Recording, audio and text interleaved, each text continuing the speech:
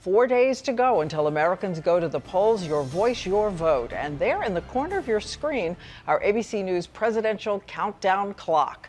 As ABC's Jake Tapper tells us tonight how the president plans to cross the finish line in first place.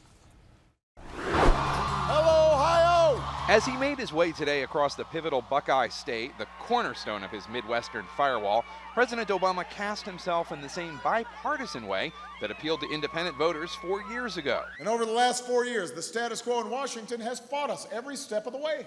It would be unusual for a Democratic president 4 days before Election Day to actually suggest it would be okay with him if voters went for a congressional candidate other than a Democrat.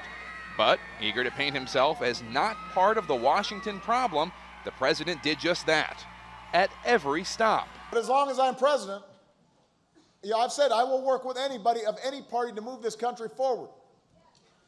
If you want to break the gridlock in Congress, you'll vote for leaders who feel the same way, whether they're Democrat, Republican, or independents. President Obama seemed energized and confident today. He actually did a little jig at his last stop here in Lima, Ohio. Obama campaign officials are talking up their early voting program, years in the making.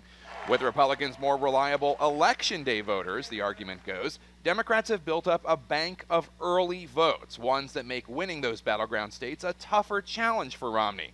Obama campaign officials argue polls of early voters in battleground states suggest their bank of Obama votes mean Romney will have to win on Election Day well more than half the votes in key states to win. But the president is not relying solely on early voting or even on this new rekindled bipartisan pitch. In this state alone, Diane, President Obama and his allies have run 16,000 more ads than Romney and his allies. And if that's not enough for you, on Monday, President Obama will be back here in Ohio with Bruce Springsteen.